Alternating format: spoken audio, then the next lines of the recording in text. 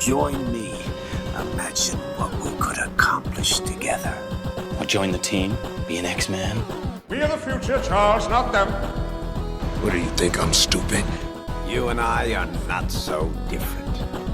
You can't keep denying what you are, man. Because I'm the best there is at what I do. You, me, we're exceptional.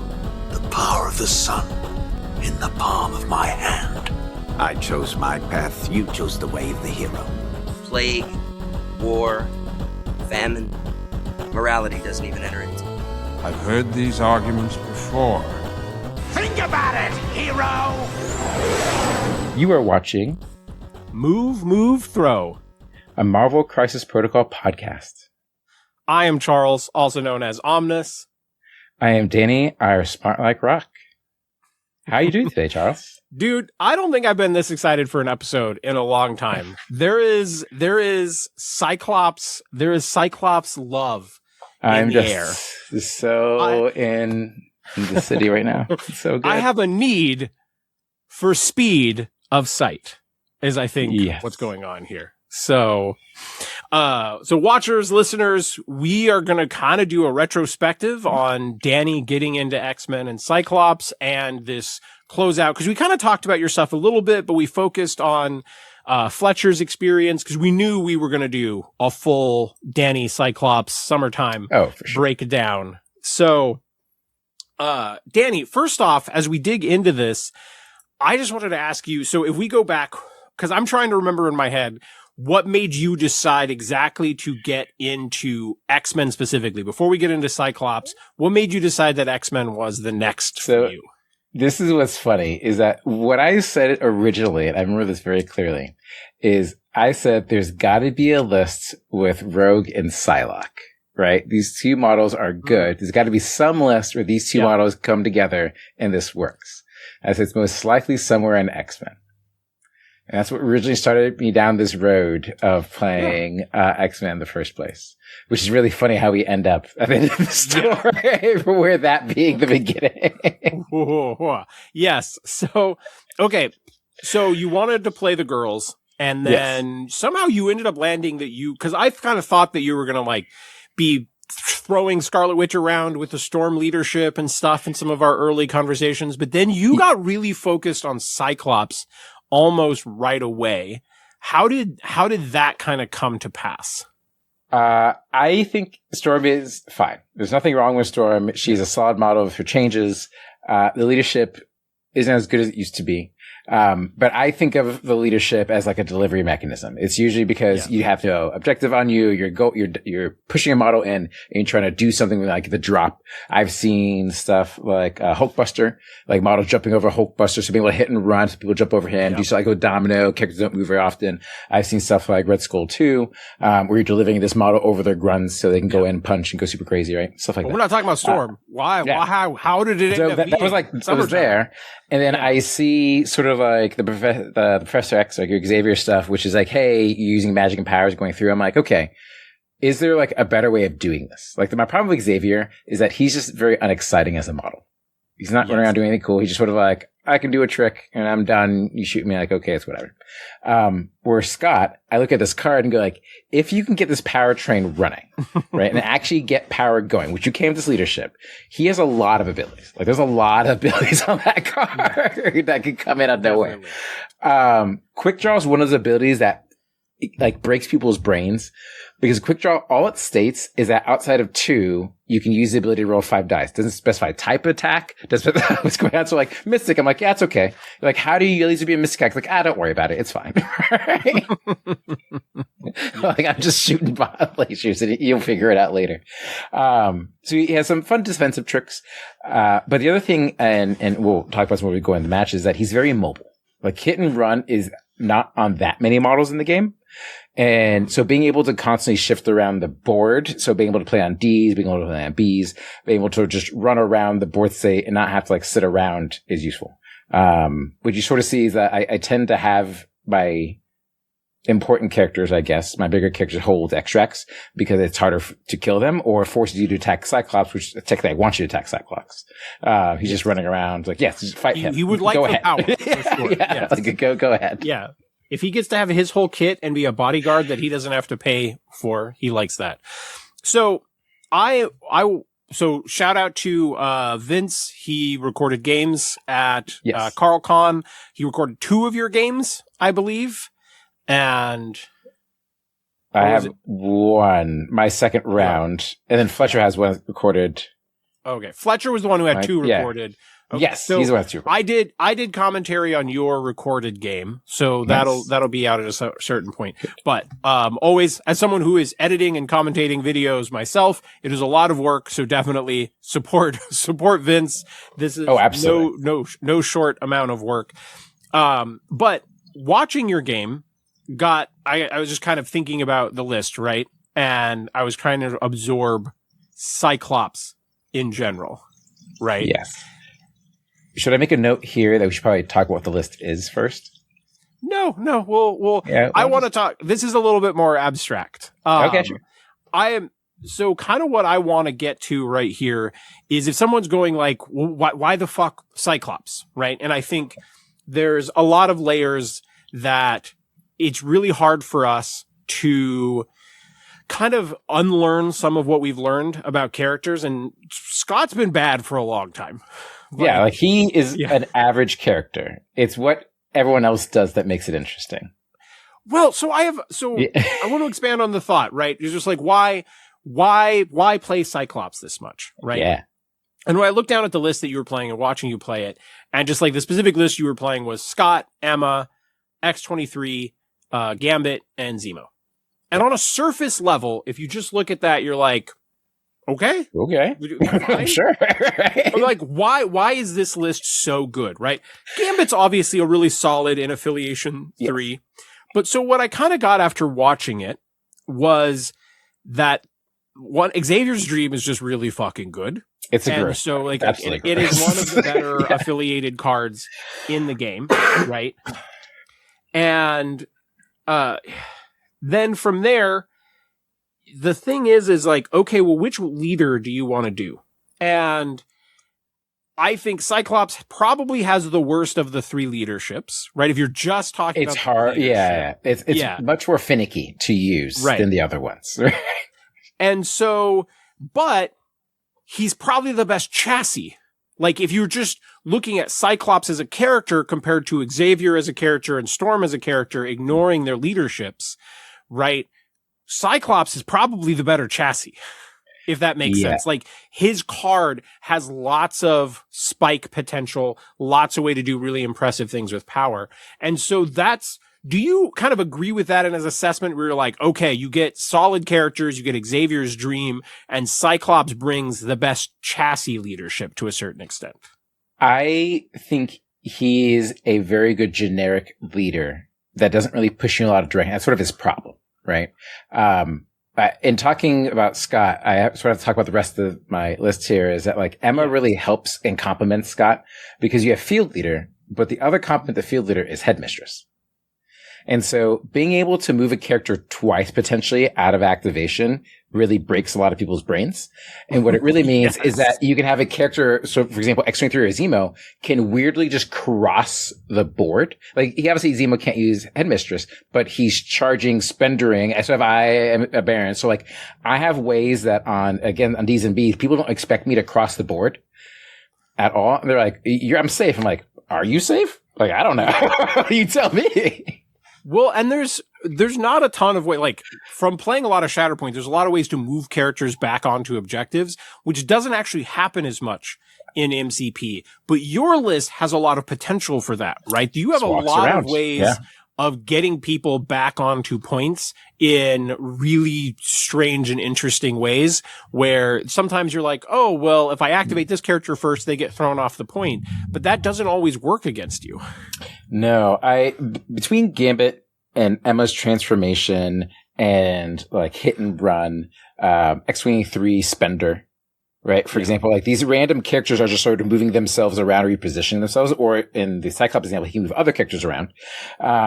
So just displacing me in a turn is like, okay, that's fine. But some of these abilities I'm using defensively, like Emma's, transformation or Gambit's, Abyssia Elusive, is that I will trick people into attacking. It's like, okay, you make an attack. I walk out of your range.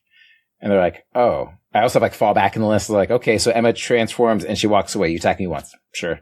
Good luck. Right? Like, you get one attack. Right? I walk into cover or walk behind a building, something like that. So essentially, I get sort of the benefit of Storm's leadership, right? Without using Storm, which is, hey, I'm trying to take advantage of cover and be defensive in these ways. Yeah. And it's hard to pin me down. So I'm playing like I played Convocation, which is you'll get an attack into me. Sure. But can you actually spike me on a single attack? That's not a guarantee. Right? That is not a guarantee at all. And you see that in my match where people try to like go away and I'm like, that's nice. I'm sure it feels good. Or you're able to like attack a character like Gambit. It gets damaged like for 3, it loses backward, but now I'm in sacrifice range. So it's like, well, even if you could attack him again, does it really matter? And so it puts people in this position that they're like, oh, I'm going to attack this character. I'm like, okay, well, Xavier's Dream instead. And now you're sort of like stuck committing to a character you don't want to fight. Or I just walked away. And so it doesn't really matter. And I find this sort of like interplay between these movement abilities really messes with people's brains and how they allocate actions. Like, for example, if Gambit is on a point and you have 2 characters on a point, do you immediately attack Gambit or do you wait for Gambit to go first? Because if you attack him and he loses behind the building, what is your other character going to do? Chase him behind the building so that he activates and just walks over and goes, okay, I use the staff to push you off. Like, in a weird position where like this one character is eating up 2 characters worth of resources because like they don't have an efficient way to deal with him. And so unless they have a place or some way, so if you're paying attention to the matchups, you can put yourself in situations where you cannot deal with me. Like there's no real way for you to deal with this character unless you spike, in which case I always have Xavier's Dream just so to save this character. So you're probably not spiking them. So I'm probably safe. I'm just gonna like run around and do some like weird tricks. Or you can do like really weird stuff like the elusive trigger into a fallback, right? And double walk away from people. And they're like, oh, I didn't see that coming. You're like, yeah, I'm out of here. Bye. Yeah, you're like, I'm gone. You have fun with that. I'm so glad that you started playing Gambit. I didn't want to come on too strong when I was first like, dude, Gambit. And I'm glad you came around to that naturally because I was trying not to. I wanted you to have your own thing. And I think Gambit might be the best X-Men at the moment. I will say the character who surprised me the most is Gambit. Yeah. Right? Going into you weren't even getting all of his defenses. I wasn't even getting all his defenses. Here's a funny thing. I hadn't read his card and paid attention to the update. I didn't realize he always counts wilds as doubles. Yeah. Like all the time. It wasn't a pay thing. I was like, oh, yeah. It happened almost right away in the game we were commentating. Vince is like, why is Danny taking 1? I'm like, he doesn't know that the wild counts as just straight up didn't even pay attention to that the whole time. And I was like, man, it's hard to do damage to game. It's like, you're not paying attention. I was like, oh, yeah, it's better than I thought it was, actually. So I should have done that. So the other thought that I had while watching you play was also that every single character on your list actually has like fairly significant spike potential. Yes, they can do something weird, some weird trick. Take like Colossus as an example. He can have just like really mediocre activations and his spike potential is not amazing. And the like how often it happens is also pretty low. And so there's a lot of characters that like don't have crazy spike potential, but when I see the characters that you're playing, every character can be a game winner for you in the right situation, right? Like you're like, all right, I am behind by a notch or I need to make a big play for whatever reason. You're kind of in a position where everybody that you are playing kind of has that potential in some regard. And maybe Cyclops to a slightly lesser degree, but his ability to just displace potentially 4 characters is still there, right? It is goofy. He's a very goofy character. And I try to use him early as I can because he can just do so much depending on his dice and he's so variable in what happens. Yeah. But there are turns where he will just speed aside and get double pushes, be like, okay, I'm going to push this character, speed aside, push this character over here, fire again, push this character away again, and I'm just going to stand here. Like, it's fine. I'll just hang out. And now you have to activate, like, you walk once and then you maybe attack me once. I'm like, quick draw, it's fine. Yeah. I don't care. Okay, so let's talk about the final incarnation of your list. So what did it, and so listeners, watchers, Danny was going to wrap up this list at the team event locally, but you got sick and then your family got sick. And so you kind of wanted like a different closeout for your Cyclops time. And honestly, this kind of has worked out. I think you're getting a degree of attention because it was Carl Con and people are like, holy shit, wait, Cyclops? What the fuck is going on? Like, who is this guy? And so I think it probably serves as a great send off to your list if you're actually done with the list, which I suppose we'll wait a little bit. We'll see. Yeah. We'll save that for the closing. But so this ended up being the send off. But what did the final list for this event end up being? Yeah, this is like an interesting change I had the last minute because a lot of the play I had with Emma towards the end really sort of warped what happened with the list. So what ended up was Cyclops, Colossus, Emma, Shang-Chi, Baron Zemo, X-23, Magic, Gambit, Toad, Doctor Strange.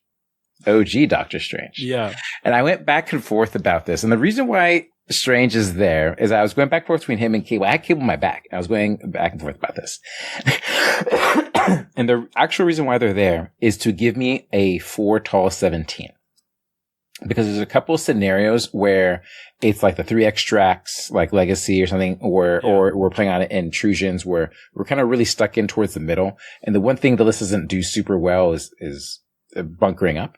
But between Cyclops, Emma, Colossus, and taking OG Strange, Colossus loves getting healed. Emma likes the heal buffs. Yeah. We have multiple pushes, multiple displaces. We have extra dice. We have pushes. It's like, okay, we can just bunker up and start firing, and Cyclops can move Strange a bit.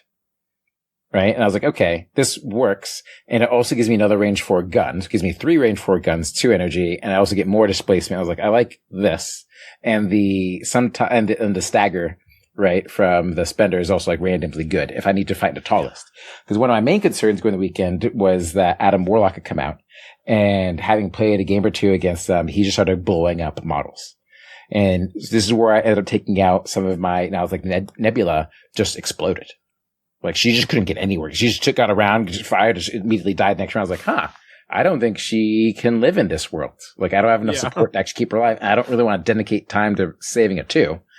So I switched to Toad. I was like, okay, at least he can run around and just try to flee in this scenario and take an extract. And that's what ended up happening in several games where he just took a point and said, okay, I'm going to just walk away and guarantee I don't lose this point. I'm like, good job, Toad.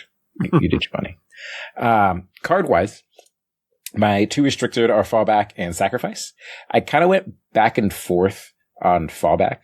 Whether I wanted patch up or not, because I have a lot of 6 health characters, and I feel like that's like the threshold where patch up really can make money. Because with 6 health, you're more likely to be able to heal 4. I think going for 5 is crazy, but going for 4 is a good amount of health, and 4 health is a lot in this game. Like that's still a huge amount in most games, and can turn multiple games around. But I got to this situation where I was like, do I have the power to actually use patch up? And that's the second problem with patch up. Right? There's like the health problem, but there's the opportunity cost of having the power from someone else to heal. Right? Where fallback, on top of the elusive and random tricks and teleporting, I was like, I think I have more use cases where I can use fallback to screw my opponent or give myself cover or give myself some sort of benefit, even if the character isn't around someone else. You also just add layers to the rakes, essentially, right? If I'm channeling my Vincent Kirchhoff, it's the rakes that you step on. If you add fallback with enhanced agility and like all like quick draw and, all the different things that list can do movement wise, it's just one more thing that your opponent is trying to factor in every single time, which gets difficult. So. Card-wise, Female X-Men, Xavier's Dream, First Class, Chill the Atom, Mistress, Survival, Journey Through Limbo, and I Am a Baron. Survival is there because I can go fairly wide-ish with all my 3s and Toad and stuff. I can go 6 wide in certain scenarios. So I'm like, okay, like I might want this if I'm going for points and think someone's a little fighter than I am. The card I straight up never used, which surprised me the most, is that I never actually ended up using First Class. I kind of had a feeling that which is interesting. Yeah, I never. It surprised me that I never used First Class. I was like, I think he's going to say First Class. I think he's going to say First Class. Because like the card that feels good. Headmistress was still on your list, right? Yeah, Headmistress I use almost every round. Okay. like Headmistress is such an interesting card. And then Children of Atom was just there for like APOC and certain matches where I just feel like there's gonna be a lot of conditions that I just need the one condition to do something useful. And then Two My X-Men is just for mid, if I'm on, not intrusions, it's the Inhuman one where you can pick up the extracts and there's like 4 on the midline. On that one, Two My X-Men can benefit certain people. I'm moving things, depending on what happens inside the board, I can rearrange. That's why I like that card. But Headmistress, I have to like go towards the side a bit. Unless I put M in the middle, and I generally don't want her standing on the middle. I want her more pushing aside harder because she can force the situation. Okay, question for you. Yes, so please. It seemed like you really liked the 17, right, of Cyclops, Emma, X-23, Zemo, and Gambit. How did that kind of expand as you were going up? Were you trying to always play Shang-Chi at 18, or was it sometimes Colossus? How did the list kind of level up? The way the list effectively works is that when there's 4 or more extracts, I'm almost always taking Gambit because there's 4 or more. There's usually one on the mid. There's at least one of them. There's usually 2 in the midline, right? And Gambit is very good at picking because I don't actually have a safe grab. Gambit is a pseudo safe grab. There's also Toad, but it really depends on the threat level, right? Gambit could grab one, and then I'm usually grabbing one with Cyclops or Emma and be like, okay, they're just going to hold this and just try not to die and hang out. Where I really want Gambit to grab and sort of fade back to a home point and just hang out. Yeah. Hold the ground. So my list almost always was Cyclops, Emma, Gambit. But the thing that would sort of flex up and down is how much I think I needed to fight. And that's like the Zemo and X-23. And X-23 got swapped for Magic depending on who I thought I was facing. Because X-23 is the better fighter, but X-23 can just explode in certain matchups. Right? Which is like, okay, let's see Magic and see what happens here. The scaling up is I would usually trade out X-23 for Shang-Chi, not because I think he's necessarily a better fighter. It's just when I'm going up in threat level, they generally have more tools. So I'm going more for stalling things out. And I'm just trying to keep them from doing anything cool against me. He's really he adds to your weird movement shenanigan.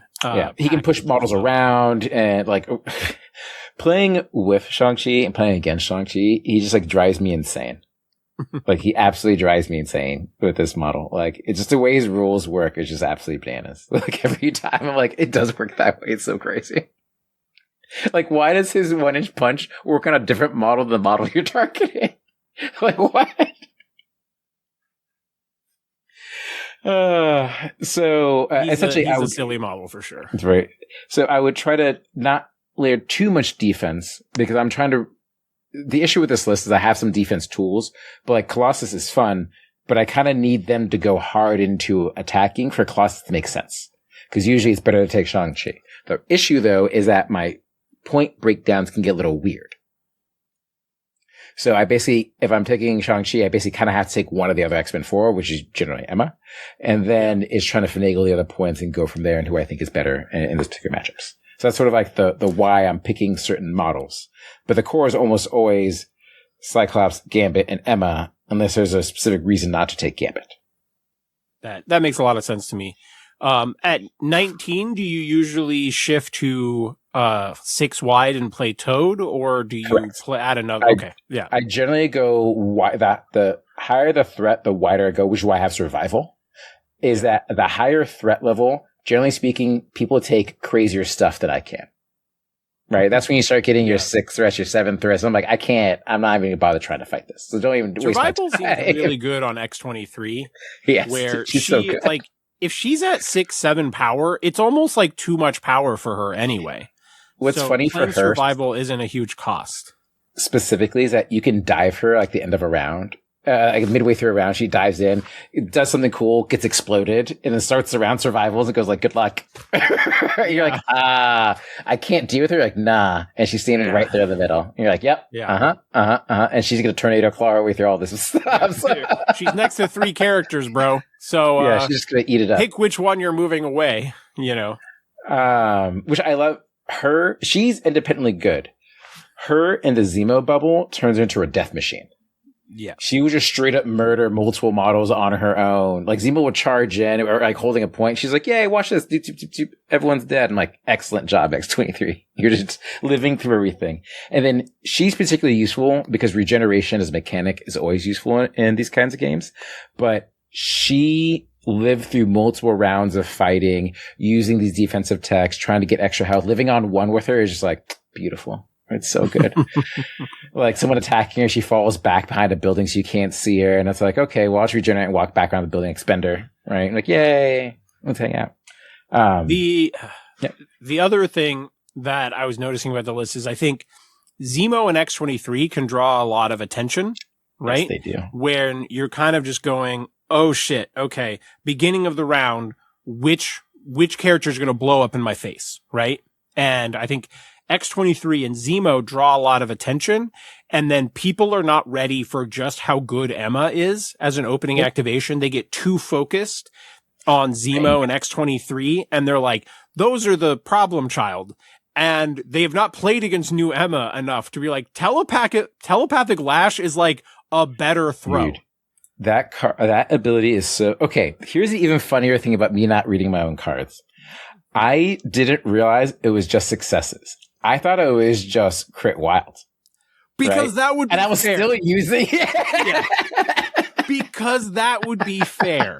But no. 4 dice just take damage equal to the number of successes is so good. And it moves. Like, it is 3 you dice. can't damage. Yeah. Is it only 3? It's 3. Okay. Spend 3, roll 3 dice, suffers 1 for each. Okay. Advance for here, but it's like you're on 3 dice, rolling a positive result is highly likely. You just suffer damage, right? Which is like using that ability to just kill models around 1 or 2 health is like goodbye. You just die. Just get out of here. Fuck you. Also because it can stack with like Ben Will. So I've had situations where it's like psychic spike ability, like you just walk off the edge of the table. I don't want to talk to you anymore. I just never want to deal with anything here. Her shield's mind is randomly useful, and people forget about it. Randomly tech. They're like, "Oh, I'm gonna like web snare up." I'm like, "Nope, can't be pushed. We're good. We're just gonna hang out." The thing I think that surprises most people is that the diamond form is not bad. She gave a character throw now. And a size 3 character throw is very, very good right now. Because no one expects her to just pick them up and just toss them out of the ring. Get the fuck out of here. Yeah. But I think people just look at Emma, though, and go, oh, she's kind of a controlled displacement character, right? Because she doesn't really have a native action economy.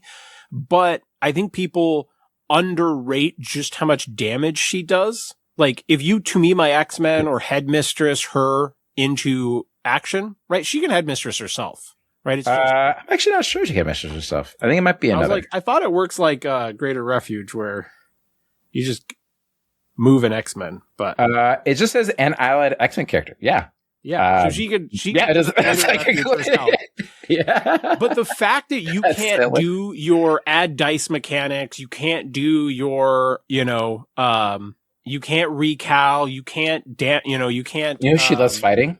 Beta Ray Bill. She loves Bill. She's like, yes, watch this, Mind Pagic. You can't, no, it's your worst stat. You can't reduce. Goodbye.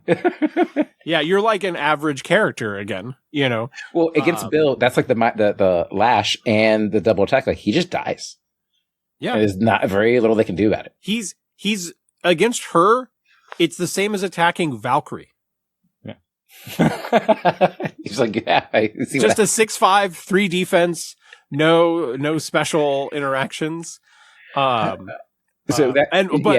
Moving your speed though is kind of rough for him. Like, he moves medium, he is zoomed away. She does a lot of damage, and the spender also being able to get an extra damage from the Terrify. She's just so efficient now is really what it does. She has multiple ways of moving models that are not size restricted. That's the important part here that people forget, is that she can like mind last Dormammu and be like, walk over there. Like, yeah, okay. Right. And people don't like expect this. This is like just certain abilities you can use to force people into bad situations. It's like most of my games ended round 4. And because I'm just trying to score the points, like I'm just going to walk you off scenarios and I'm going to try to score this out and just go from here. Okay. All right. Well, I think we've talked about your list enough in a hypothetical way. Sure. I think now let's talk a little bit about your games. So what did you get round 1? Round 1, I played against Nick. He was playing I thought this is actually really interesting. We roll. I get first prio. And so I pick my secures, I'm pretty sure, and he gets his extracts. We end up on this interesting scenario. So we're forced into 17 basically. And it's like, I choose Cyclops, Emma, X-23, Gambit, Zemo. He goes Emma, Omega Red, Storm, Beast, Angel. I think he's going to go X-Men. I think he's going Storm to deliver Omega Red, and he goes Hellfire, which I find very interesting in this situation.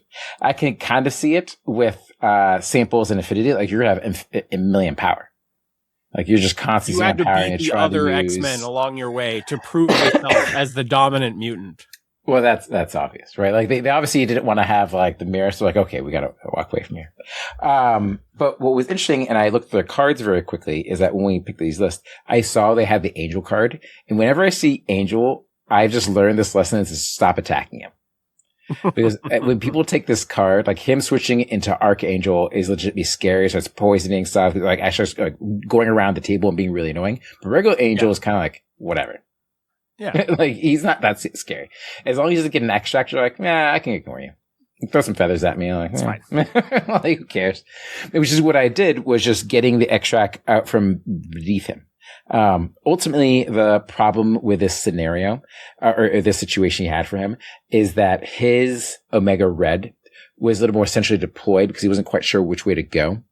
And I ended up just juking him out, where my Emma was kind of to my left, but she ended up just like cutting across the board to the right later in the turn, and not even being on an Infinity, because I was like, well, if he sends Omega Red, his Angel, and his Emma against my Cyclops, right? Like, yeah, he's beating me out, but he's spending way too many points in doing so. And all Cyclops has to do is live. That's all he has to do in this scenario. And he just push people away and hang out. I was like, you can do that, buddy.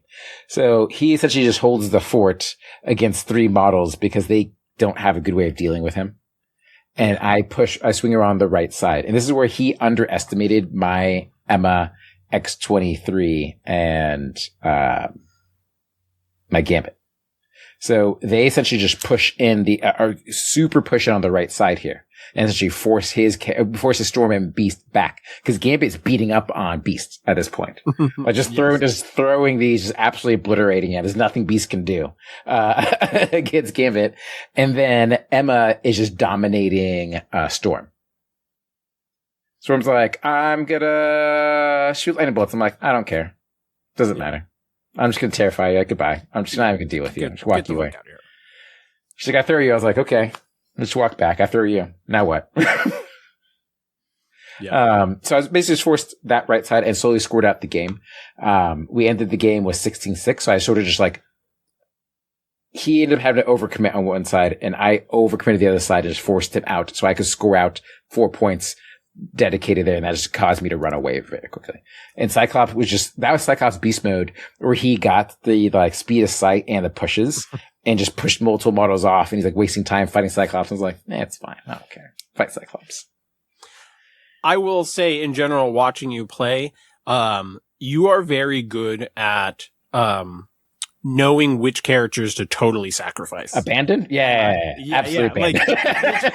Like, which character to like, you're totally abandoned. And like, when I see it, I'm like, oh, Danny is so happy that that's the character getting attacked. That is absolutely the character that Danny wants to get attacked right now. Yes. One of the things that's very important, especially with lists like these, where it's about tempo and setting tempo, is paying attention to priority. So sometimes people will like activate a model, like, oh, if I don't activate this model, I'm not going to get activation. I was like, right. But if the model dies, you get priorities. Who cares? Yeah. Like, what does it really matter? Like, look at your other options. Look at the board state of where other models would be, because it's likely your opponent isn't paying attention.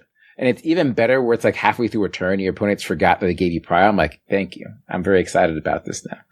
Because that's where the headmistress, the repositioning at the end of a round is like, okay, well, now I'm going to like kill this character. There's nothing you can do to stop them. Yep, totally. Okay, so I don't want to dig into your round 2 game too much because that's the one that's on camera. I did want to tell you, Vince and I both totally lost track of your key wound was before the character activated. So we were going into the last round of the game like, oh, Emma just fucking throws that guy off the point and is gonna like smoke this bitch. And we're like, wait a second. Oh, Danny doesn't have priority? What? Yeah. What? So we did kind of lose track amidst all of the chaos. But I try to point out the things going on. There's a lot of movement in that game. Like I am moving around the board. You have the small spoiler is that he's playing X-Force. So he has Crimson Animal and you had to beat all the mutants. You had to be mutant supremacist. And so he just has a lot of abilities to place himself. And so I was like, okay, the thing I really drilled into my head is that a small is longer than a 2. And so as long as I can keep pushing them, if they're at the edge, like the back of a scenario, if I push them off, they can't hop. It's hard for them to get back into the scenario for them. And they're like, oh, this is bad for me. I'm like, yes, this is bad for me. Right? You're still into the power. And then it's like they're draining themselves of power and forcing them in scenarios where they can't do as much into me, which was very fun. Yeah. But yes, you guys should definitely check out that game. It was really cool watching you play the list. Even being able to do commentary was secondary to just being able to watch you play the list out, because I do feel like I learned a lot just from watching you play. And I really hope how you were. Yeah, the watchers and listeners get to see that match when it goes up, because it's a lot of positioning. And I think we kind of talk about that and how it plays out. I don't think people realize to what degree it's going on through the entire match, because you're like, this model was here. Now they're on the other side of the board. I'm like, yes, that's where they should be. A total like Omnis being dumb. There was a point where I was so focused on the game that I grabbed my beer and I like poured it down my beard. Right? Because I was like not paying attention. I did not. Like, what the? Yeah, I was like so in the zone for your game that I was like, oh my God, did I just dribble beer down my chin? Because I was so enamored, so focused that I didn't even like make sure I was holding the beer right. So that you can maybe catch that in the video as well. My third round. So I win those 2 matches. Just going into the third round. We're after lunch now, which is always like, the lull of eating and kind of going through things. So we go into this. I win again and lose the second one, but I pick I play against Guardians, and they're here to fight. And I'm going, what am I going to do here? So I actually pick my extracts, which I don't normally. How much of the new Guardians do they have? Do they have all of them? Do they have none of them? They did not have Adam Warlock. They had everything else. Okay. I'm like, okay. I was like, they were going to want to fight. So I take my extracts. So like, if I can get enough of these, I can just run around and hope this goes well. And 2 of their secures were okay for me. And we got lucky that we got Inhuman and Guardian Save Shia Empress. I'm like, yes, I can run around on this scenario. We be running, baby. We be running. We're absolutely running. And so we're at 17, and I'm going, this scenario is my 17 here. And he goes Star-Lord, Fury, Yondu, Beta Ray, Bill. Yeah. He goes 4 tall. And this is so interesting to me. I can kind of see where he's going because he got the second prio and he has Fury. So he can double grab. Right. And I see this immediately. I'm like, there's nothing I can do to stop this. And I knew not to trick myself. And trick myself is attacking the grunts and actually kind of wasting the time to go in. Yeah. Someone's like, well, I'm kind of giving Fury power. I'm doing this other stuff. So I need to actually like make some use out of the situation. So I'm like, X23, you love grunts. Let's have fun all day eating grunts. So my actual fear in this setup is that he's going to start chipping away at my models, right? Because like he has a lot of range for attacks, and Fury with the rerolls is a very scary model.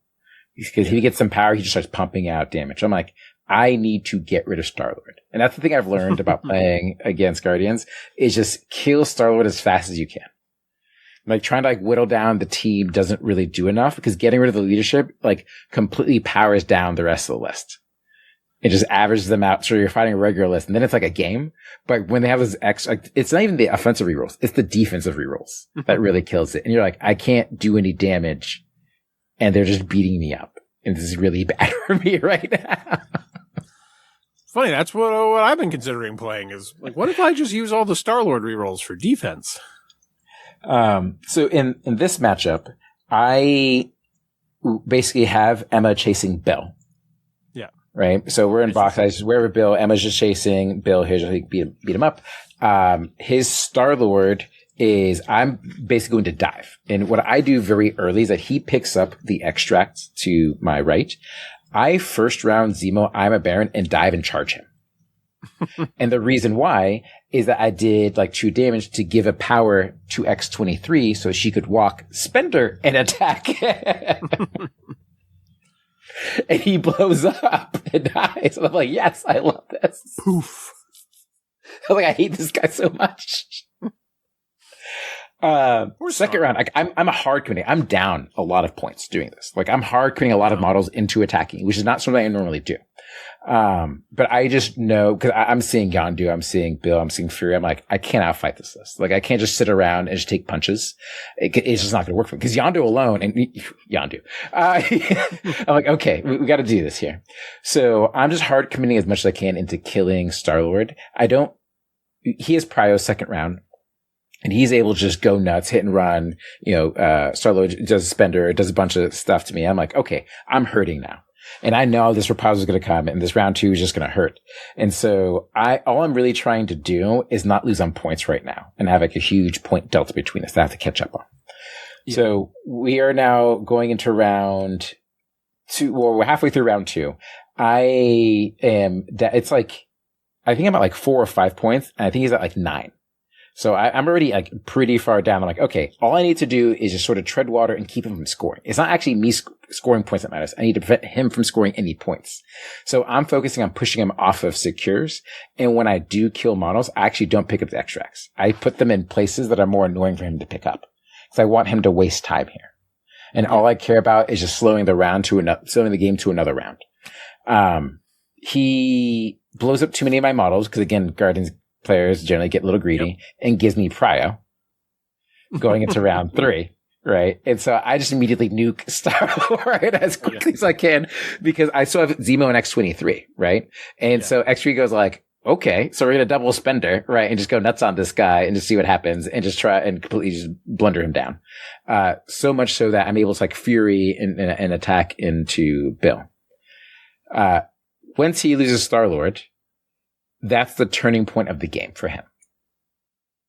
Yondu does great this round. Yondu ends up like icing Gambit and Cyclops with one spender. Just like both of them just explode. I'm like, yeah, okay, sure. Right. But because I've killed Star-Lord and Emma is just beating up on Bill, he only really has Yondu and Fury. So I'm like, okay. Well, all I really need to do actually is kill Fury because Bill isn't going to do anything to me. Bill's not that scary at this point. And so I just dive as hard as I can with Cyclops. And it's like the most amazing spender I've ever had where Cyclops almost one-shots Fury. Right? Damn. Like just explodes him. I was like, I will follow up laser, kill him. And I was like, okay. Didn't see that coming at all. I was like, oh, Scott, you just saved the whole game, but you just obliterated. Well, that's what I was just saying about your list earlier. Every character in your list really has solid potential to swing it back in your favor, where we've all been in that situation, right? Where we're playing a game and, you lose that key activation or a key character flubs, and then you're like, how do I dig myself out of this? Yeah. And then you have a character maybe like a Luke Cage or just somebody who's like good, but maybe bland. And you're just like, I don't know how I dig myself out of this. Everything on your side can dig you out of a bad situation. And Cyclops can weirdly beat up on Fury because Fury's range 3, Cyclops range 4, Fury's 3 energy defense, which Cyclops loves. So it's like, depending on how the match starts, Cyclops can just push for days and kind of hang out outside of Fury's effective range. and just really annoy him. But really, I was like, okay, 3 energy. He's already taking like 1 or 2 damage. I was like, this maybe works. We'll just shoot laser beams at him and see what happens here. And the main point, and this is where I learned that Cyclops's push is before damage is dealt, by the way, which is really fun to push someone and then kill them from the attack. Because if he was like sitting out there, Emma's as well, and it's is like, before it's damage. like so good. It's just so good, and that's the thing that really trips people up is that I'm able to kill model and continue pushing them, which puts them in really bad positions for the follow up attacks, and that's where like the fallbacks and the sacrifice plays really start to matter. Is that it's hard for them to get double attacks on me. So effectively, it's hard for them to get double attacks through this match. I kill Star-Lord very quickly. Yondu is doing well on one side of the board, but because it's Yondu is now sort of like fighting this match on his own, I, having beat up on Bill, have swung the other side of the match and catch up on points, which is where we end up at 16-14. It's like, I'm down by 4, we tie up, I pass him by 2. Is how the match ends up going. And so that's like the lesson there is that against aggressive teams is that you have to really prioritize your targets, right? Because like you only have so many actions and they're better at fighting. So you need to really make sure of what you're trying to do. So I hard committed to the Star-Lord plan round 1. And just kept going into them as fast as I could. Because the more power, the more activations, just the worse it kind of gets for you. Because the more rerolls they get, it just spirals so hard. You recognized you were at a disadvantage really early, which is something I notice whenever I'm recording games and like doing commentary over games, is a lot of the time you realize that somebody is not realizing which position they're in. Correct. I think some people like false dichotomy themselves into like, oh, this is just bad for me, and just go in to doing the bad choices because they feel like they're forced to. It's like, you can make any choice you want, my friend. Any choice. Well, I think it's a thing that you and I learned a lot during War Machine because there's so many bad situations. Yeah. You're like, there's so many extreme matchups in War Machine, like way more than in MCP. You're like, the most extreme matchup in MCP is like a normal matchup in War Machine, but it teaches you, you're like, well, this is a bad matchup for me. So I just have to kind of fucking do something crazy. Do I charge all in? Do I go for a weird flank? And so you're constantly just going, I'm not going to play the normal game because this matchup is so bad for me. I got to see if I can throw them off their game some way. So you're very good at that. We're like, all right, I know this is bad for me. So let's play something that's abnormal. Which is this next round is where things get abnormal for me. So the game ends there, 16-14. Yeah. Great game. We now have one more round for the day.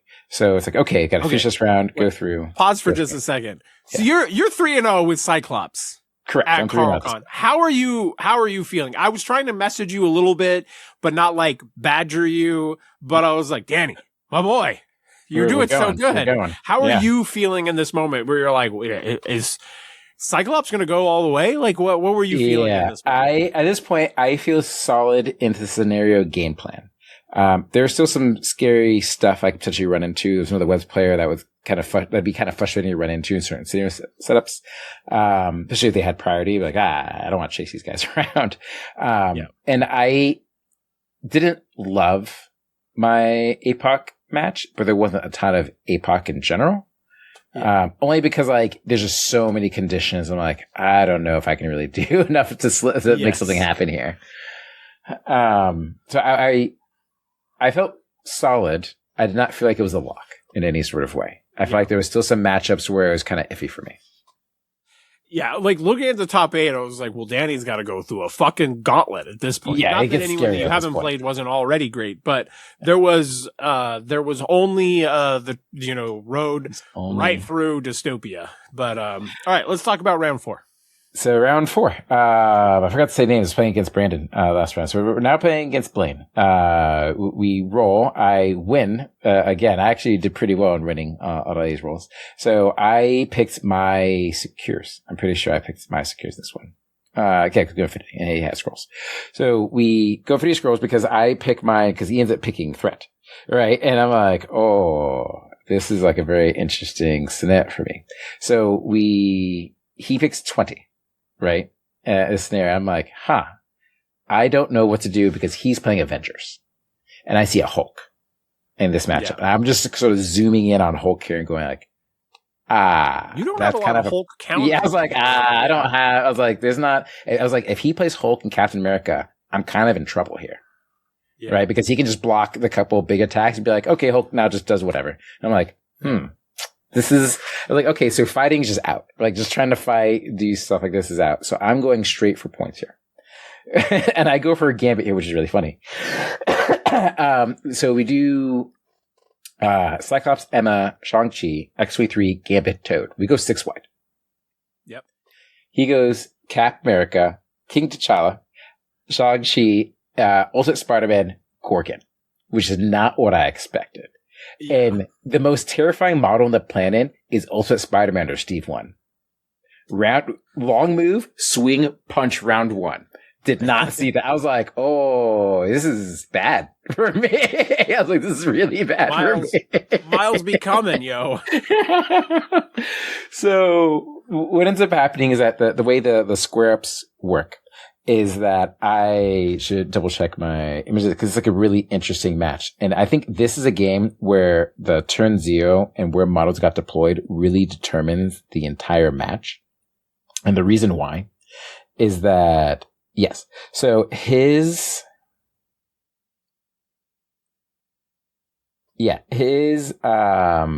Gorgon, he had like centrally deployed and he was going to go to he had Miles by himself, Steve, everyone else, and Gorgon in the middle. Instead of going with Ultimate Spider-Man's, he dies and tries to overload the other side. The problem is that leaves Ultimate Spider-Man alone against Toad and Cyclops. Neither of these models are actually going to beat up Ultimate Spider-Man. Sorry, it wasn't Toad. It was X-23 and Toad. Yeah. And so I'm not beating up Miles, but the problem is Miles isn't necessarily amazing at killing X-23. Like he kind of has to dive and go in and roll kind of well in that first attack to kind of go in here. So I'm like, I got this. I take that extract. He comes in, swings, punches Toad, doesn't kill Toad. Right? Awesome. Love it. I then proceed for the rest of the game to run away with Toad and have Miles chase me. And the reason why I do this is that I know I can run away twice and hop away. So he's going to walk, swing, get one attack. And the reason why this matters is I have Xavier's Dream. So I essentially, I affect the little froggy boy, Xavier's Dream. And essentially what I do in this matchup is that he overcommits Miles to chase Toad, which like Xavier's Dream, which leaves Miles standing in the middle of nowhere with no secure standing and no extracts. So X-23 is now standing by herself and he's chasing Toad. And he's like overcommitted in round 2. Everyone else is holding the fort against the rest of his list here. and just fighting for their dear lives. And I have Emma and Cyclops just pushing and throwing models around as much as possible because his Captain America can't actually bodyguard their attacks very well. So I go, okay, I shoot a laser beam.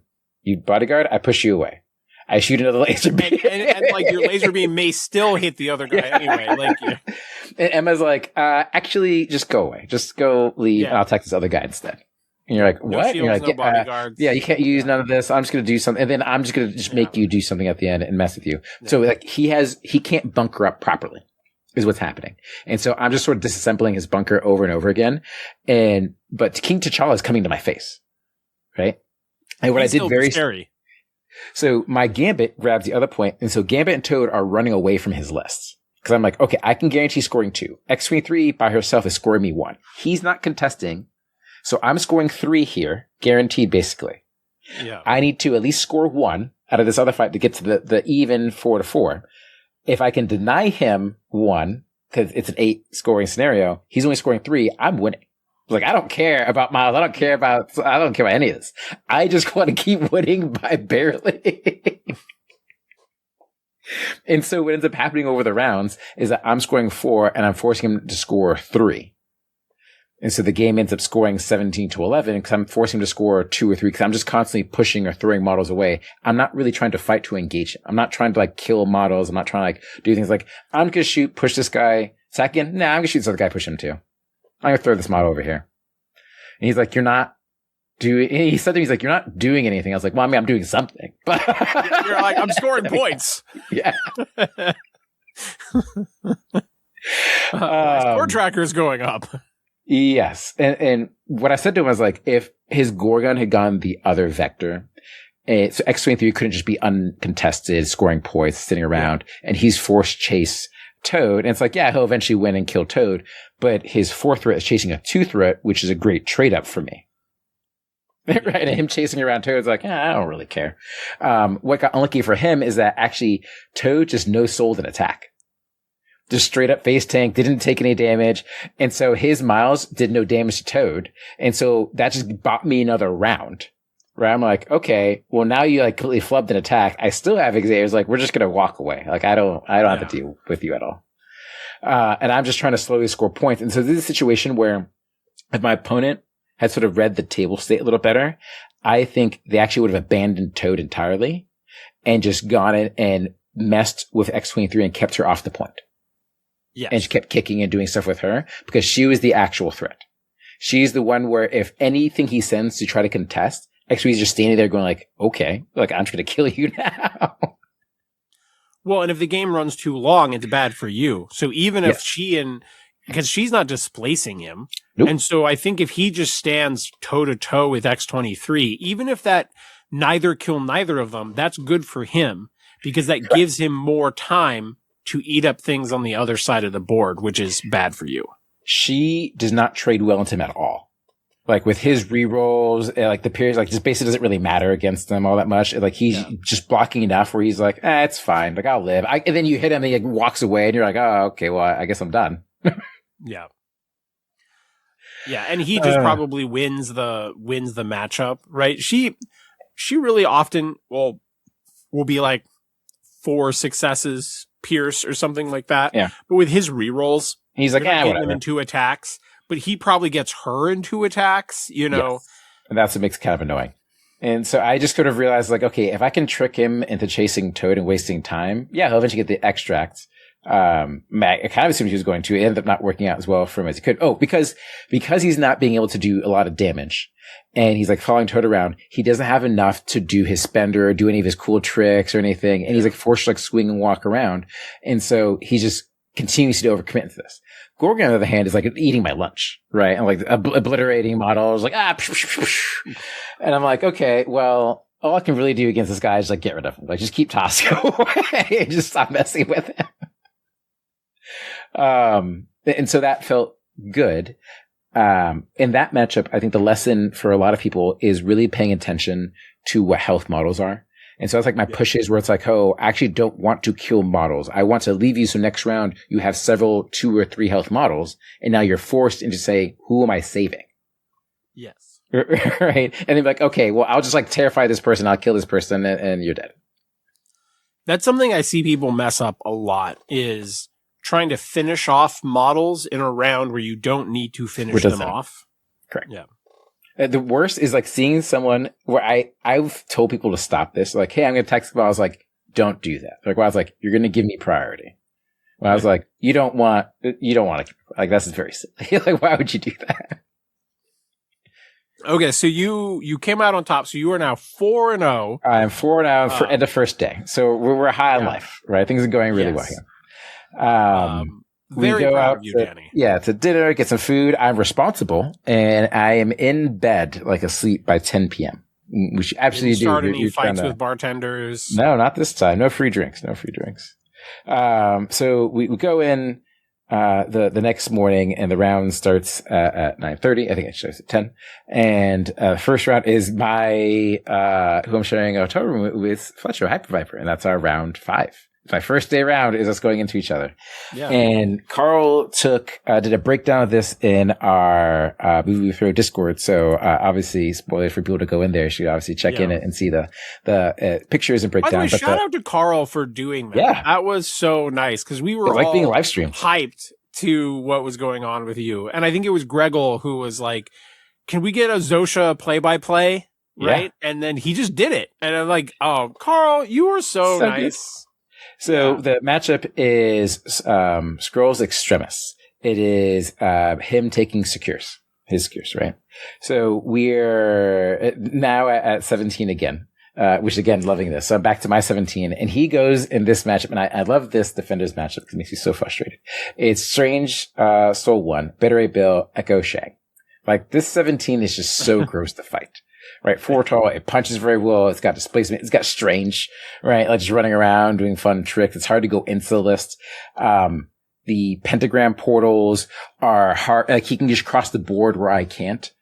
And so I'm dealing with this. And like, the really annoying part is actually Bill, because Bill can shock and hex people, which completely neuters your output in terms of damage. You're like, oh, I'm now 4 dice and hex on Cyclops? Like, that's okay. So just a second. I want to read Stumpy Ford's description of Fletcher's list. So Stumpy was listening to our cast today. And he said, listening to your Viper episode, Ominous, is the opposite of NCP hype. Starts off with, best it's been in a long time ever. Then describes a miniature game root canal with the Defenders list. It is hard. Yeah. So I was just thinking, you were kind of talking about this list, which is wild, but, we were like, a miniature game root canal is what you're facing. It's a 4 tall list that's lost to displacement. He gets prio. It is just difficult to go in this list. The thing that really sort of set the tone for this whole matchup is that we're playing on scrolls, right? I send Gambit to grab my left, his right scroll. I'm like, okay, Gambit, I fail the roll. I get moved towards him, right? Strange walks up, almost one-shots the guy. I'm like panicking. I'm like, oh no, this is it. I'm going to die. Well, and Pierce models are also a problem for Gambit, because if he rolls the wild and can block too, so Pierce is really good into him. And so Gambit's holding an extract. He's standing in front of half his list. And I'm like, Gambit's just going to die. Like, I can't save this guy. All I can do is like make him waste time and do dumb stuff. And I'm like, okay. I can still and Doctor Strange is powered up, right? Yeah, and that's the problem. Starts off with 4 round damage, 1 power. Like, oh, Jesus, I'm like, oh no, right? And so I'm like, okay, we can kind of like move back in a way and be kind of fine, but like we can't really like salvage the scenario very well. Bill, I remember this. I think it's like the next round. Bill just like walks up, scores a point. Bill walks up and just scores a point and is hanging out there. Doesn't grab anything. And then this is where I mess up, honestly. So I Gambit grab. This is actually a mistake with him going with Strange first to attack Gambit. What I should have done right there, right, is that I go with my Zemo, right? Or maybe it's my Emma, and I grab my home scroll. I shouldn't have done that. I should set my Cyclops to grab the other scroll on the other side of the board. And the reason why is that Shang-Chi's facing this other token. So I essentially let Shang-Chi grab the other token when I could have had my Cyclops grab. Yeah, I don't necessarily win that fight, but he has to waste time fighting Cyclops, which is good for him. Yeah. Right? So I sort of let him grab that point when I could have grabbed that one, because he maybe could have ran Shang-Chi around the bottle there, but then I have my Emma and like X-23, and I'm like, that's fine. I'm like, we can do some work and make things happen. So I feel like that was a mess up on my part, where I think he shouldn't have actually attacked Gambit immediately, because he could have saved that. Like, there's no reason to attack Gambit immediately, because I already got moved from the scroll. Like, that's the mistake was scroll went badly. I'm moved. I'm stuck there. Right? He has no power. He picked up an extract. I didn't play first class. So he had no reason to do that. He should have just went with Gambit and grabbed, or went with his Shang-Chi and grabbed. I should have grabbed. So this is like a play area where if I change my order of activations, and the reason why this matters is that we were neck and neck for most of the game. So that one extract would have scored me at least 2 over the first round, the second round, for him to daze me to then get it off me. And I could have won a round earlier, essentially, when we tied up at 17-17. Which is like, sad. So that's one where I'm like, okay, should have paid attention to board state instead of focused on, hey, I need to save this model. Should have paid more attention to what could have happened here. Because Shang having an extract is one of the worst situations possible, because it's just very difficult to get off. Right? So any situation we can prevent him getting one is very good. So there's that. Round 2, he's Fortall, just blows up Gambit, opens a pentagram portal because he has a ton of power. Opens a portal first, kills Gambit. I fall back here, and the reason why is to deny him the extract. Right? So he can't get it close to him and everything. Like, okay. He's like, fine. Right? So he doesn't want to walk strange out in the middle of the board. Right? Just pick up an extract. And he's like standing there. And I'm like, whatever. Portal as well, you know. Yeah. But he places the portal is that I had grabbed my scroll. I said earlier, it was X-23 who ended up grabbing it, is that Bill comes through the portal and is now at my home extremis fighting X-23. And this is where the hammer shock hex completely obliterates X-23. Because now she can't really fight Bill. She's not doing anything to Bill now. And it's like, I'm like, I was like, ooh, this is really bad for me, actually. This is incredibly bad. 4 dice. And I assume you did not bring Children of the Atom in the matchup? No, and I did not. Probably also a mistake. Yeah, and this is absolute mistake. Yeah, if you Children of the Atom and take both of those things away, like that's also so a much big better. Change. You know? And this is sort of like, I haven't played this particular the Defender setup, and I was like, okay, a lot of things to learn very quickly. And I'm like, okay, like what's happening here? And so I'm looking at this board state here. Right, I'm like, okay, Strange is kind of posted up, hanging up here. Bill's in my face. Shang-Chi's hanging out over here. That leaves him with Echo. His Echo's now coming around, trying to clean house the Gambit and like finish off models and do cool stuff. I'm like, okay, I just need to keep her away from everything. Like, she's actually the problem child in this scenario. Everyone else is fairly, like, Bill and Strange aren't like charging across the board. Like, why can't she charge and throw a range 4? Right? Like, denies rolls and cover. Gives hex. It causes damage, gives hex. Yeah. So she was throwing knives at me and hexing people and then running away. And I'm like, I just want to kill her. I just want to get rid of her. She has to be a conversation as to why you'd play her over Zemo. Right. And so she's very good in this matchup, right? Like it's the double crits problem. So she gives you hex. She counts your crits as successes. Right. Yeah. And it's like, oh, this is double bad from like, yeah, this is very bad, actually. Yeah, crits are just neutral now, you know. Yeah. So and it's like, oh no, I don't want this to happen. So we're repositioning. Shang-Chi doesn't really do anything this whole matchup. Like Shang-Chi, Cyclops are kind of like dancing around each other. He's able to push me off. I'm able to push him off, and we're sort of just dancing around and kind of hanging out. Yeah. It's really this Bill X-23 Emma situation. Emma is just trying to obliterate Bill and just cannot finish him off. Right? Like left him on one. It's like, I can't, like not on Extremis. Don't do this to me. Right. Yeah. And then Strange comes through, heals, and it's like, of course Strange could heal. He's Extremis. Like, hey, buddy, I got you. And you're like, yep. That's exactly what's going to happen on Extremis. Of course it is. Of course it is. Right. And even so, it's very neck and neck in this scenario. And the thing my second mistake of this matchup is the Bill X-23 fight is going along. He needs to kill X-23, but X-23 isn't really hurt. Right? So he needs to do a lot of damage. I don't know why I did this to myself. He hammers me, does 3 damage. I'm like, he does the spender, excuse me. And hits the hammer, does 3 damage. I, for whatever reason, forget that the hammer also has a throw. That the spender also has a throw just as a part of the attack. So instead of Xavier's dreaming the 3 damage, I'm like, oh, he can just throw me once. Like, he had to reposition. He'll throw me once. It's fine. I'm like, oh, there's another throw.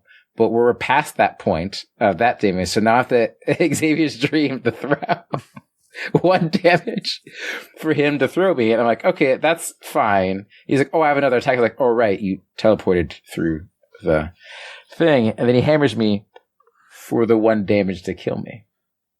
And I'm like, if I had just used Xavier's Dream the first, I would have been fine. And she had an extract, which she dies and drops the extract, which is what Bill picks up, which again puts us in for the point contention. So either of these 2 decisions changes the match, and they're both decisions that are absolutely on me to make, right? Or were you just getting too enchanted with Fletcher? You're just like, God, I love Fletcher so much, and this is why I feel like first rounds are always so hard for me, because I feel like I always end up feeling I like overthink things as it ends up happening. And it's like, I should have just like taken a second and just took a step back and sort of reassessed like the actual board state. Or it's like first round, it's like, I just got to get through this as fast as I can and just play the game and be done. Or I'm like, man.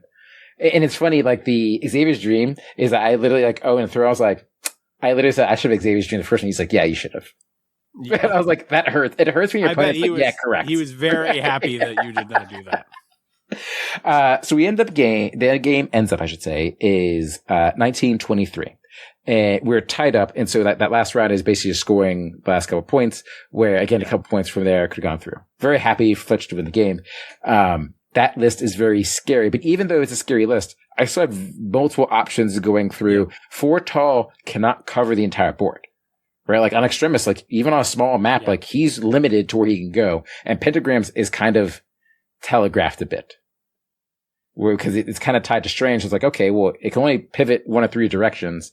You generally want to dive someone's home, like send one of your tough characters in so you can bounce back and forth and go through this whole thing. Another thing is that matchup is very good because I end up using his portal.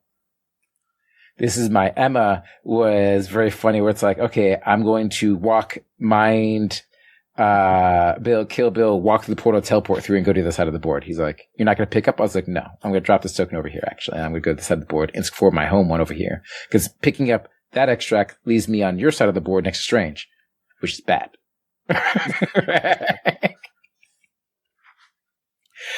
So great match. Had a lot of fun going with that one. Yeah. And then my last round is very funny because it's almost a mirror match. I'm playing a local, Patrick, and he's playing almost exact same defenders lists, but the snare is a little different. So we're playing Unexpected Guests, Infinity Formula, still at 17. We play almost exact same matchup, but now I have the experience of having just played the matchup. So I'm like, I warmed up on this. Awake now. Much more keen to what's going on here. And he says his regret was going 4 tall on Infinity. I don't necessarily disagree going 4 tall on Infinity, but it's harder to cross Infinity than it is to cross Extremis. Yeah. And so I think what ends up happening is that I'm just able to reposition and run a little more. This is where like Headmistress and the field leader and charges and that sort of, and the spenders are like, I can just move across the board faster than he can and still able to do actions. Yeah. Where I'm like, I just don't need to fight you. Like he needs like a Bill or something to just tank aside for longer than it should or something, you know.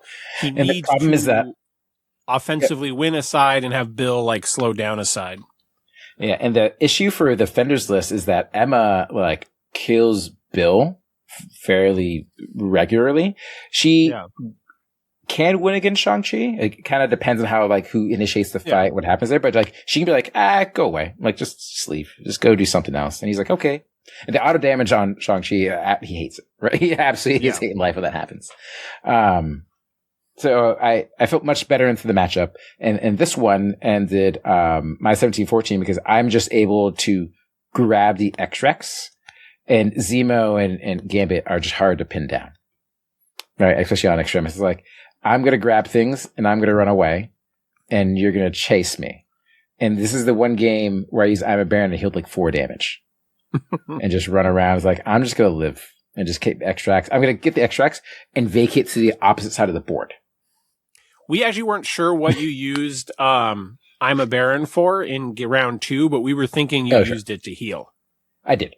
I actually use that card more for healing than I do for the power. Because generally in the Cyclops list, I'm generating enough power that I don't really need it to charge or do the spender. Yeah. But healing 3 or 4 can really change. They're like, oh, I like people will put off killing Zemo. Like, oh, Zemo has 2. I'll go kill this other model. Like, okay, I will activate Zemo. I heal 3. And I'm now going to spend it twice and just get out of here. They're like, oh, yeah. I'm like, yeah, I'm just not going to fight or hang out with you guys. No. Yeah, that is sort of the high level view of the lists. And again, like it's not just Cyclops. It's Cyclops and Emma really do a lot of work for each other. Emma's big thing is that she needs power to do all her tricks. Like she's spending power like every round, and she's very good at doing 1 damage. She's extremely good at doing 1 damage. How often did you pick up extracts with her over the course of the 6 games? How often round 1? Was it 50-50 or was it more than that? I would say a little more than 50-50 because she's generally very safe to pick up extracts, right? There's not a lot of tricks you can use against her because of the transformation. She can move around a bit, so she's deceptively mobile for a lot of situations. Yeah, it happened in your round 2 game where the first time you transformed, I think Vince was like, "Oh, and he's going to get a shot again." I'm like, "I'm pretty sure he moved outside of range 4. I'm pretty sure he placed outside of range 4." It's like, "Oh no, just lose the rapid fire." And so people don't think about it as like, yeah, like you have to like really think about when the timing of these things happen and when these other attacks and what's going through. Because Emma is like when targeted. So like it happens immediately, and the rapid fire says you now make a target. I was like, I even judge call. I was like, hey, like it's a new target. I was like, I'm not in range. That's how that works. Yeah. No, I mean that's always happened with fallback, right? Because fallback happens before damage, so you can interrupt the rapid fire sequence. So, yeah, you can absolutely place yourself outside of the range of their attacks, and so that's a thing that they've got to like plan for. They need to get a little bit extra in there, and when you're also like moving them away, and like there's just a lot of layers. Like that actually happened. That same the transformation being out of range happened with Steven throwing his shield at one point. He's like, "Oh, I'm gonna attack this kid." I was like, "Oh, attack!" I was like, I tell her, I was like, "Okay, I'm gonna throw a shield." Like, I'm not in range. They're like, "What?" I was like, "I'm not in range, Steve." He's like, "What?" He's like, "You can't throw the shield at me." He's like, "What are you talking about?" Like, I know it's very silly. It's a weird rule. Well, yeah, because you can have weird interactions where Steve like moves up and he's like, I'm within range 4 of both of these characters. Then he throws a shield, it bounces into the other character, and that character's Emma, and then she places outside of it. And then he's like, all right, now I'm going to throw a shield at Emma. And you're like, well, I'm not in range anymore. Yeah. He's like, oh, shit. Yeah. Yeah. It was like, yeah, it's goofy. I know. Like, it's a very goofy interaction. Goofy is not the word that I would use for it. I think it's funny. Overall, hilarious. Yeah. So what are your overall, so to be entirely honest with you, I'm kind of excited about trying some Cyclops myself after like having him played against me recently with Spectrum and like your success. And, it's really interesting. And I want to give a shout out to, a friend here, Inyang. Plays in the LA Crew, we've known him for years. Yeah. And we had this conversation about Adam Warlock and going back and forth as well. Sort of I had more aggressive scenarios up until the week of CarlCon, and he and I talked a lot about this and talked about Adam Warlock, talked about CGR, and sort of like these sort of like really, and that's like the Hulk problem. There's certain matchups where I'm like, I am forced into a fight, and I kind of need a 5 threat to make that happen. And that's where that was me finally getting rid of the Rogue Psylocke slot. That was me finally giving up on Rogue, was to put in the 5 threat. It's not that I don't love Rogue. She's a great model. I just noticed that I was running Emma all the time. And the times I was running Emma was because I wanted Colossus specifically. Because it's not those two, it's probably Shang-Chi. And it's like, okay, when am I taking Rogue? Like, when am I actually taking Rogue? I was like, it would have been nice in the Hulk matchup, but you didn't actually face it, you know? So I liked those parts of the matchup, but really it's also scenario change. I went into like the 4 and 5 extracts, and I went for the pay to flips and the squares and diamonds. Yeah. And the reason why is that he sort of just pointed out, he's like, you can move a lot, like a deceptive amount. You rotate really well. And I was like putting the Toad and Gambit really sort of like, it was really Gambit, like more than Emma. Gambit sort of gave the little extra defensive trick of frustrating people where there's like no good way for them to start a round. No, it's like, who do you want to attack? Cyclops? Like, who cares? Like Emma? Like, maybe you get 2 attacks on her. Gambit? Maybe you get 2 attacks on them. Hey, if we go back to earlier episodes, I am 100% confident that I was like, why no Gambit? Why no Emma? Those were my questions. Had to slowly work our way there. Questions. Yeah. That's why we have this whole effort is to go scientific here and really put a lot of effort into thinking about why these models work. We mused this bitch, right? We've got the whole journey. So I think it's a very fun list. So my sort of like recap of playing this list and versus playing Xavier and playing Storm is that I think the difference between this list and those lists is that I am constantly moving. I'm running around. I literally said that weekend. I was like, I'm just running around like an idiot, right? Like I'm just trying to run around the board and reposition state. And then I'm not really trying to fight you. Where I feel like in Storm, you want to fight. You want to dive a big thread. Things explode and you're like, haha, die. And Xavier, it's all about pulling really cute cards and tricks and be like, you didn't expect me to do this round one. I'm diving things. I'm doing stuff. But I feel like it runs out of gas. Like that's my problem with Xavier. The round 3, it's like, now what do? You're stuck with Xavier. Like, well, okay. Yeah, Xavier kind of like, I'm kind of doing the thing that Spectrum is doing. I'm kind of doing the thing that Steve is doing. And you're like, am I really doing something special where you're trying to leverage for bigger plays? But you're fundamentally playing it's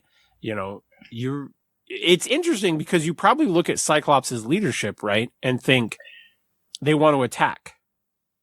Yeah. Right? Like you're like, this is an offensive leadership. But you're still fundamentally playing it as a mobility game, right? I am using it to shift power around between models. The biggest difference between Xavier and Cyclops is that Cyclops' leadership is uncapped. So the more beams you have, the out of activation triggers, just any way to cause damage things that happen, right? Like attacks is ways to trigger power.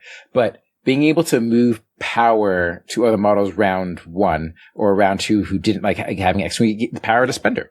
Being able to do things random people don't expect is that it's happening mid-round, so they can't really account for things. And what it means is that you can change your plan as things are going and who gets power and what's going on. So a lot of the models that I have had 2 and 3 cost powers so that they immediately had a power they could use, but also had like a trade up powers like, hey, if I have 3 power, I can do this really cool trick.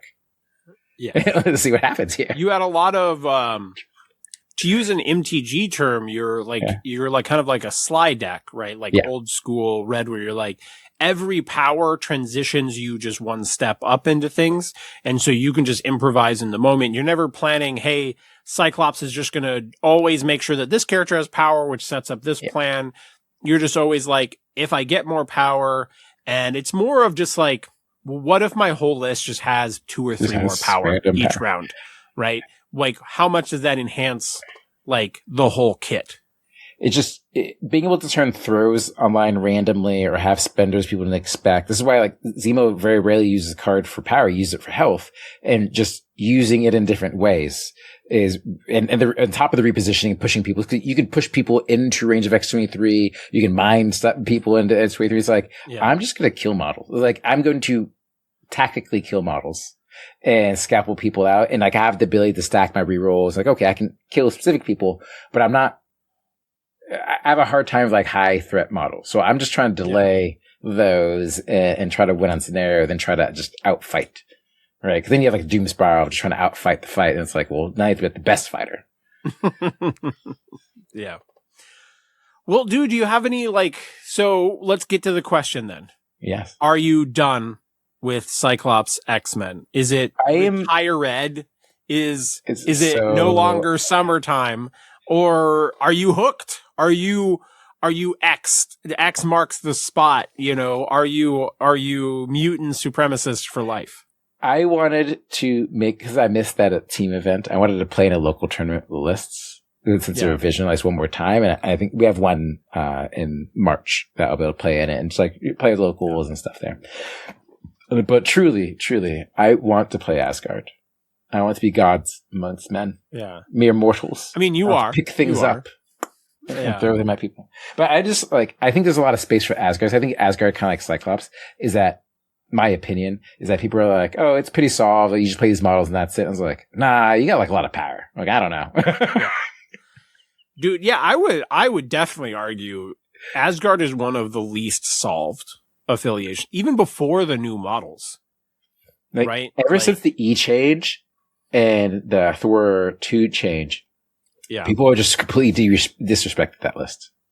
And they're like, oh, it's bad. You can't just play like this overpowered, like the skull things and pity everyone. I was like, Loki has more abilities than that, right? Like there's a ton of abilities running around that card. Just make something work. Dude, right? one of the most fun lists that I think I've ever played was Jane Foster, Sif, Valkyrie, Zemo, Shang-Chi, and just fucking everybody charges. Yes. And like the way for you to just distribute damage at any moment, anywhere, in so many different ways. I think the Valkyrie and Elendil is a very cool model. It's a very fast. It's running around the board. It looks like Namor to me, where it's like you're not getting this model unless it wants to stop. Chasing it's a waste of time. And I was like, that'd be a fun way to like just if I can play a very fast dive list where it's like I'm actually going to just kill specific models and get rid of them, and then just throw the rest of the way and deal with it. I was like, that could be pretty fun. Mighty Thor, Valkyrie, cow. Yeah. So, how long do you think you will play Asgard as an offensive list before you switch? Give up and to the score points, and you're like, well, also there's still MCP dice, so maybe I should run away with objectives. Yeah. You know, 2 months, 3 months. We'll see. They have a lot of throws and Odin's Blessing is sick, right? It's a great card. You're a little hooked on Xavier's Dream, so you need some Odin's Blessing to kind of like to wean you off of it. But okay, I just won't trick myself with Angela, right? That's the real problem. Yeah. So, kind of closing Cyclops X-Men thoughts. So, legitimately, people who love mutants would like to play X-Men. Is your message that like Cyclops is legitimately good, or do you feel like you got lucky, or like what is your message to everyone else? You're like, no, this like really works, and this has been consistently working for me for months, or you're like, oh, this list is tough to play. I think the Emma Gambit changes made the list more consistent. I was sort of like up and down the list, and for a while I'd be like, it's like kind of working, and I can do things, but I feel like I was struggling more often, and they made it a much more consistent game plan because they're just very consistent models. The thing that's weird about Cyclops is that you just cannot depend on him to do damage. Like 5 dice, like every time I roll that, it's like, we'll just see what happens and kind of go from there. So a lot of the times it's like the times he works, he just like pops off and like pushes people around and stuff. And so like throughout a game, he will usually have 1 or 2 turns where that happens. So it's making sure, like the big thing I was doing messing up with him for a long time is that I was putting him in situations where he has 1 model to fight. It's like, okay, well, you're losing. I was going to be and not able to use Sam Wilson potential, right? Yeah. Where you're like shove 2 models off points.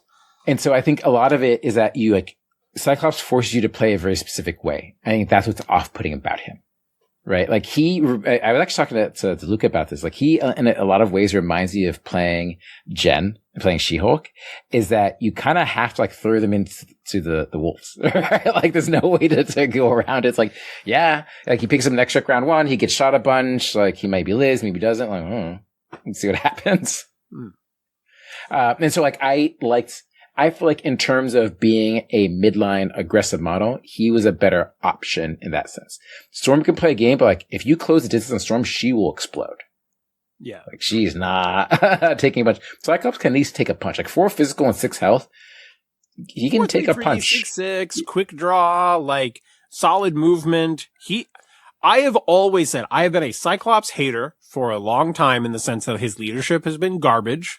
Yep. And right after the errata where his leadership got updated, my first game with him, I was excited to play him. And I was like, wait a second, this doesn't actually work in that meta, in that scenario loadout. And so I was one of the first people to be like, no, this new Cyclops doesn't actually work. I'm sad to say it, but it doesn't. But Zemo really helps. Let me finish. Yeah. But I have never disliked Cyclops as a character. His leadership has always been a question, but Cyclops' kit has always been solid. Yeah, right? I agree with that.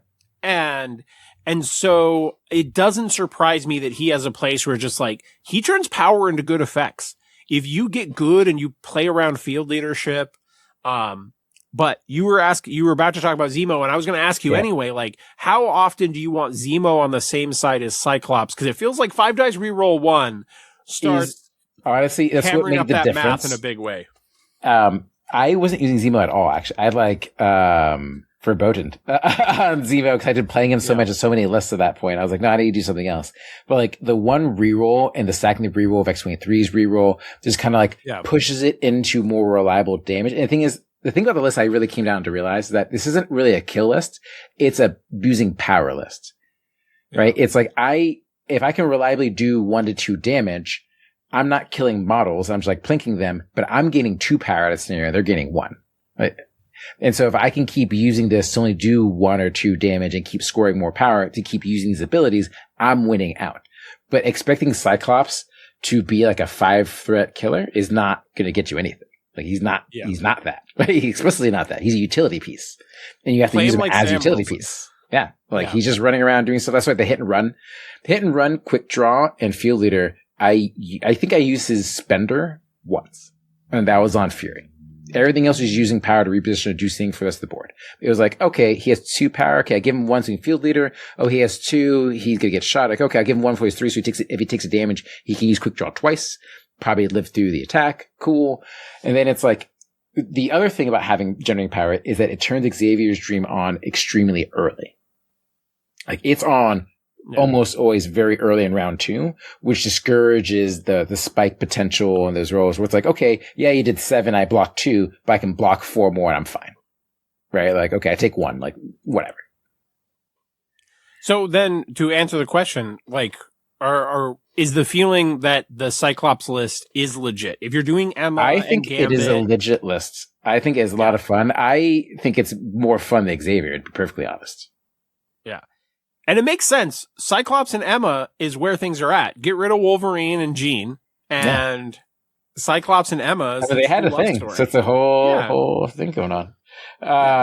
It's also just get Gambit away from Rogue, and he actually pays attention to what's going on, and he's not distracted. Right, like that.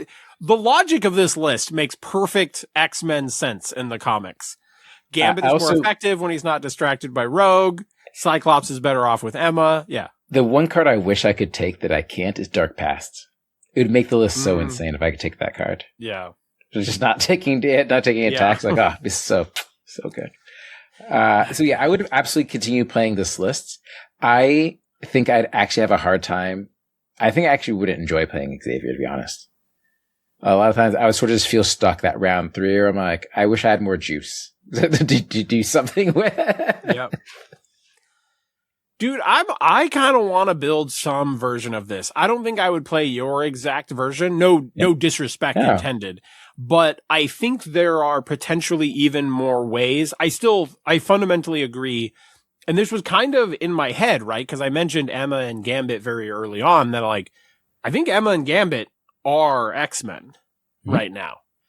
And then it's kind of like, how do you want to build from there? And I do think Zemo, I mean, is it like weird to be like Zemo goes in, right? Like, so like that's not really, but I fundamentally agree. I think that would be my starting place still would be Cyclops, Emma, Gambit, Zemo. And then from there, I think I could go a lot of different directions. I also took models that tended to trade up well, where it's like if their dice roll hot, they have a 1 spike, they can be able to take advantage of just the power from it, but also generally use that into another ability or roll that from there. And so it's like, if I can start waterfalling, we're going to roll over your entire list. Yes. Yeah, that's one of the things is like the list also just like a couple dice rolls go well and you're like, yeah, goodbye. And, but if they don't, your list has a lot of ways where it can try and it could just kind of like dip its toe. Like X-23 is such a perfect example of dip your toes in. You're like spender. See what happens. You're like, no damage. Cool. I'm backing up. 4 damage. Oh, baby, we're going all in. No, spender, kill. Oh, we're all in, babe. Let's go. Yeah. Kill 2. Like the best turns are when X-23 just pops out of nowhere and just kills 2 models. And you're like, oh, I love you so much. You're so good. Yeah. You're so good. Yeah, you're looking for these little incremental advantages all over the place where you're like, Cyclops spiked, push this guy, speed of sight, push that guy off. Cool. I have this points victory locked in because I earned myself a weird point. Causing people to waste time is so important in this game. I think people forget how annoying it is to be pushed before you activate. Because, like, okay, you can walk and attack me once. Like, that's fine. Okay. It does feel like with X-Men and in particular with this list that you are kind of looking to see where your advantage is created. It's not like a lot of lists that are like, you are always going to create an advantage this way. You know, with this list, you're kind of going, where does the advantage kind of expose itself, right? Does it like Emma spikes and just like fucking kills somebody? Cyclops pushes people off points. Gambit gets away when he shouldn't have. Yeah. You know, X-23 murders some crazy shit. You know, you have to be willing to adapt in the moment and go, where does my advantage like arrive? And then this is where you go, okay, cool. That's my journey. This is where the headmistress, the field leader, these sort of cards help you reposition on the board, where it's like, oh, you thought I was here and committed. I'm not committed anymore, actually. I'm completely moving out of this board state, and now you're overcommitted, right? And you've already activated, so like I'm abandoning this point. And now you're forced next round to spend more threat or chase me, but now you're spending a whole activation just to run, where I'm using cards and abilities to reposition. Like, oh no, I'm making actions right now. Like we're fighting. Like we're going crazy here. So Danny, I'm really glad that we got to do this. There is a lot of Cyclops lovers out there. Shout out to DeLuca and to Amon, who I know are our Cyclops brothers out there. Yes. They we'll call them Frosts. They love Cyclops that much. They're the Frosts. And you got out there and you did great things with Cyclops. I'm sure there's been other people who have done well with Cyclops. I know Nate was working on a list for quite a while, but then he moved off of it just because it didn't feel quite good enough at what he thought his main plan was. He kind of shifted to Avengers, but there's obviously, and you know, Vodka Blitz has been like working on Cyclops lists. Your boy. Yeah. Constantly. So I'm not trying to say like you are the Cyclops guy, but obviously I am, but at the same time, if the glasses fit, you know what I'm saying, you know? But yeah, it's a very fun, I think it's just very different than how people have been playing lists. That's why I've been enjoying going through this whole like exercise of affiliations and stuff. It's sort of, I think it's very easy with a lot of affiliations sort of get into here's the game plan and here's how this works. And it's like, well, you gotta think of 3D, right? You gotta take a step back and really consider your options here. Yeah, I definitely want to at least play a couple of games with Cyclops on camera and be able to like dissect it and like see if it's something that I want to dig into more, just because I have liked his kit for so long. I would really love to love a Cyclops list. And so I really appreciate that you got out there and we're doing something very different, right? And then, you know, perform very well with it. Proved yourself, proved Cyclops is worth consideration, in my opinion. Something I forgot to mention is that what I will say is that the throw changes were good for us, and not because of throws themselves, but because scenarios and the amount of terrain changed. And picking board edge mattered a lot in my games because they're very asymmetrical boards. What I had to push, my angles were like I for a while was picking bad boards for my bad sides. I'm like, you don't want more terrain on their side because you need to be able to push models. It's like having random goobers right in the way. Is like, that's bad for you, actually. You need to make sure you have lanes to push people or places to throw people to. And so paying attention to where you are. Move behind cover and or beyond. Like one of the fun things would be like, there's one where there was terrain, it was in front of it, but then they had no line of sight. And I had terrain that was on top of it. They're like, oh, okay, why does that matter? I'm like, oh, because I can just loose behind it now. If you attack me. If you don't attack me, then I can see and shoot. So what you're saying is the terrain changes made it so you have the other part of Storm's leadership all the time. Yeah, it was great. You always have cover. Yeah. So what I would say is that using terrain is very important in this list. Like to gain the coverage, to gain the elusives, to gain like those small things, but also to use headmistress and field leaders that you can use those cards to get around terrain. So like, oh, I'm hiding, beginning of the round, then I'm going to come back, pop out later in the round and come surprise you.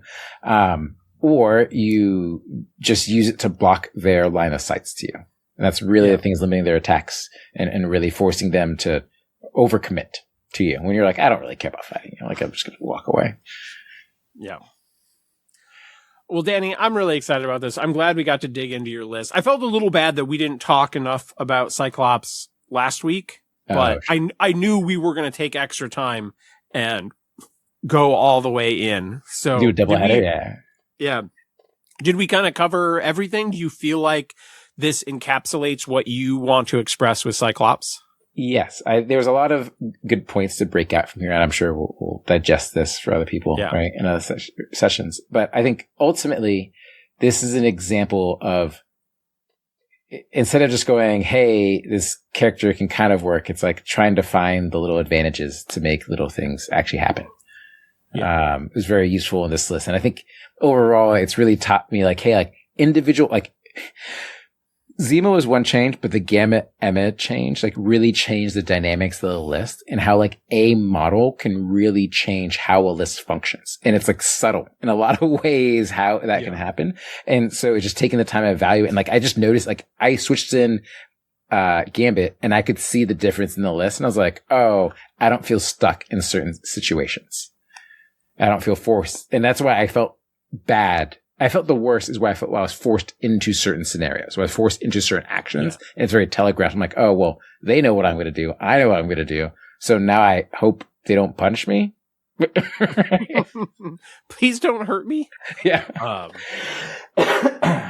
All right. Well, I think we will close things out there. Danny, first off, I know it's probably not great when you're like, oh, I came one short. Right. You only lost to the winner, but I just want you to know that you did wonderfully for the show, for the X-Men community, for yourself. I just want you to know that I will speak for all X-Men players and all of the Move, Throw community and just go, we are proud of you. Oh, thank you. It was a very fun experience. I think it was good for everyone involved was to hear like other narratives, right, about what's going on and experiences and how to play the game. Like, it's always positive. Yeah. And to all of the listeners and the watchers, to me, my X-Men. Later, nerds.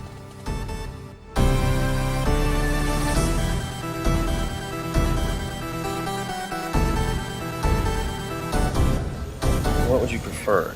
Yellow spandex